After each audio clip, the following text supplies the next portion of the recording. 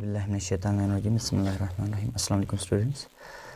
आज हम class 10 physics के पहले लेक्चर पढ़ने जा रहे हैं, जिसमें हीट कैपेसिटी और मोड ऑफ़ हीट ट्रांसफ़र को हम समझेंगे इंशाल्लाह।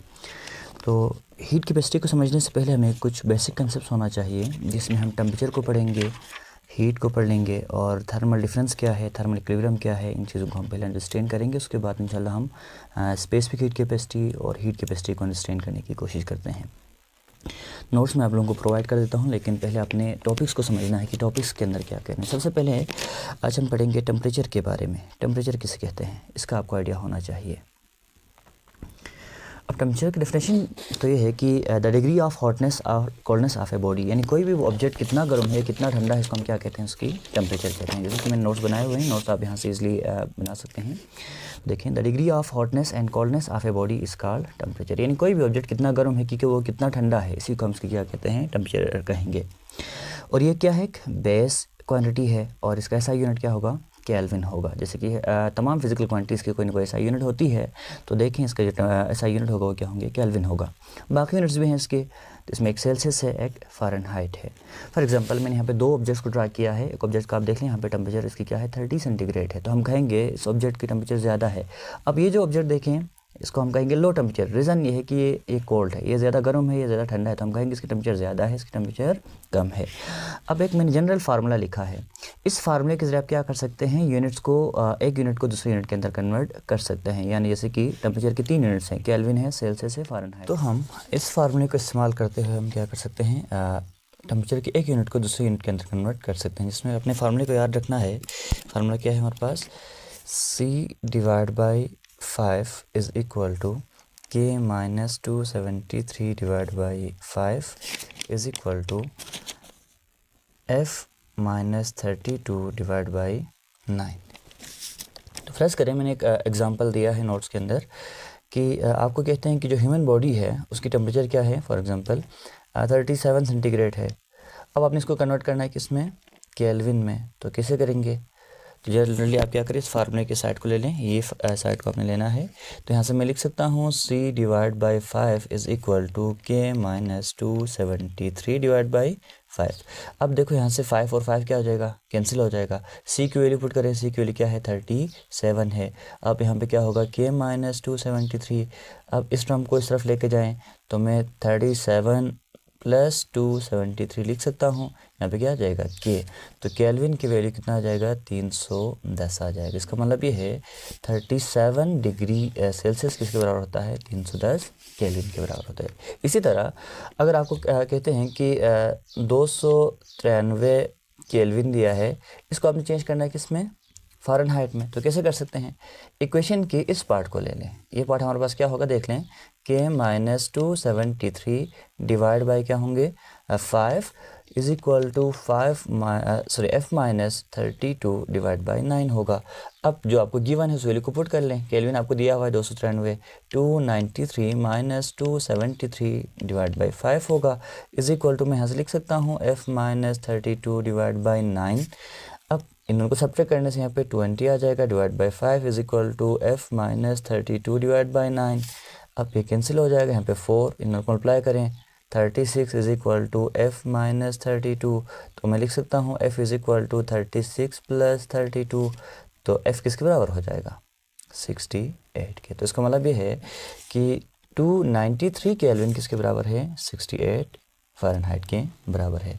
तो इस जनरल फार्मूले के जरिए आप क्या करते हैं, एक यूनिट को दूसरी यूनिट के अंदर इजीली कन्वर्ट कर सकते हैं। ठीक, अब नेक्स्ट जो हम टॉपिक इसमें पढ़ेंगे, इसका एग्जांपल भी मैंने आपको दिया है नोट्स के अंदर, आप वहाँ से देख सकते हैं। इस चीज़ को देख लें कि एग्जांपल मैंने दिया हुआ है और उसको सोल्व किया हुआ है, तो आप ये नोट्स में इस चीज़ को आप ऐड कर सकते हैं। ठीक, अब हम पढ़ेंगे थर्मल डिफरेंस को। थर्मल डिफरेंस क्या चीज़ है, फ्रेश करें कि हमारे पास दो बॉडीज़ हैं। यहाँ पर मैं एक ऑब्जेक्ट बना देता हूँ, चाहे कोई बॉक्स है जिसकी टेम्परेचर मैं कहूँगा कि 70 सेंटीग्रेड है।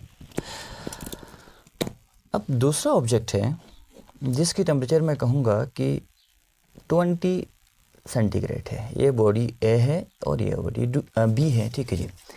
अब इन दोनों में आप ज़रा देख लें, इसका टेम्परेचर हाई है यानी गर्म ज़्यादा है, और इस ऑब्जेक्ट का देख लें टेम्परेचर कम है, लो है, तो हम कहेंगे इन दोनों बॉडीज़ में क्या है, थर्मल डिफरेंस है।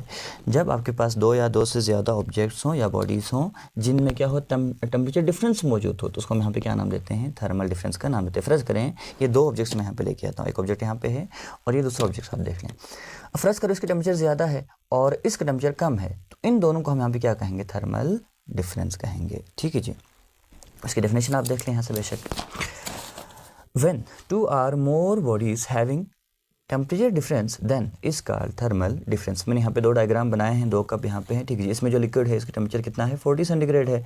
इस कप के अंदर जो लिक्विड है इसका टेम्परेचर क्या है, 10 सेंटीग्रेड है। ये गर्म है, ये ठंडा है, तो इन दोनों को हम यहाँ पे क्या कहेंगे, थर्मल डिफरेंस कहेंगे। ठीक है, आप क्या करते हैं, दो थर्मल डिफरेंस बॉडीज़ को थर्मल कॉन्टेक्ट में लाते हैं। ये है हमारे पास थर्मल कॉन्टेक्ट। थर्मल कॉन्टेक्ट में लाने के बाद क्या होगा, हाई टेम्परेचर बॉडी से क्या होगा, लोअर टेम्परेचर बॉडी के अंदर एक एनर्जी ट्रांजिट करने लगेगी या ट्रांसफ़र होने लगेगी। उस ट्रांसफ़र होने वाले एनर्जी को हम यहाँ पे नाम देते हैं, किस चीज़ का, हीट का नाम देते हैं, और इसको हम क्यू के साथ डिनोट करेंगे। तो नोट्स देख लें इसमें।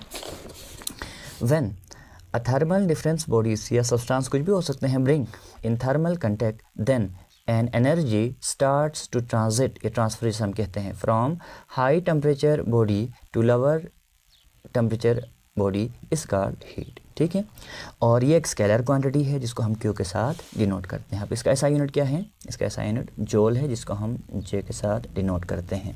तो यहाँ से आप इस डायग्राम में अंडरस्टैंड कर सकते हैं बॉडी और ए और बी दोनों की क्या है। जब आप क्या करते हैं, दो थर्मल डिफरेंस बॉडीज़ को क्या करते हैं, थर्मल कंटेक्ट में लाते हैं। कंटेक्ट में लाने के बाद हमने एक चीज़ नोटिस किया कि हाई टेम्परेचर बॉडी से क्या होगा, लोअर टेम्परेचर बॉडी के अंदर क्या होगी, एक एनर्जी ट्रांजिट करेंगे, हम कहेंगे कि हीट ट्रांसफ़र होने लगेगा। ठीक है, अब कुछ देर बाद क्या होती है, जैसे कि फ़र्ज़ करें कि मैं यहाँ पे एक मेटल बॉक्स ले रहा हूँ जिसकी टेम्परेचर 70 है, 70 सेंटीग्रेड है, बॉक्स 1 है फॉर एग्जांपल, जिसके टेम्परेचर ज़्यादा है।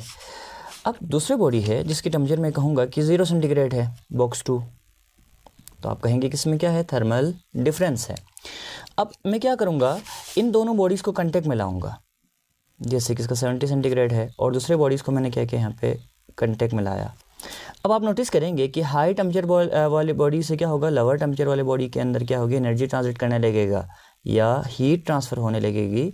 कुछ देर बाद क्या हो जाते हैं, ये दोनों बॉडीज़ हैं, इनकी टेम्परेचर क्या हो जाती है, सेम हो जाते हैं, बराबर हो जाते हैं, और यहाँ से क्या होगा, हीट की मज़ीद ट्रांजिशन रुक जाएगी। तो इस स्टेट को हम यहाँ पे क्या नाम देते हैं, थर्मल इक्विलिब्रियम का नाम देते हैं। तो उसका डेफिनेशन मैंने लिखा हुआ है, वो आप नोट्स यहाँ से देख सकते हैं। देखिए, when thermal difference object bring in thermal contact, heat starts to flow from high temperature body to lower, and after certain time, कुछ टाइम बाद क्या होगा, the temperature of both bodies, object कुछ भी होता है, substance हो, ठीक है जी, become equal is called thermal equilibrium। जैसे कि आप यहाँ से डायग्राम में देख सकते हैं, बॉक्स 1 की टेम्परेचर 70 है, अगर आप बॉक्स 2 को देखें इसकी टेम्परेचर क्या है, 0 सेंटीग्रेड है।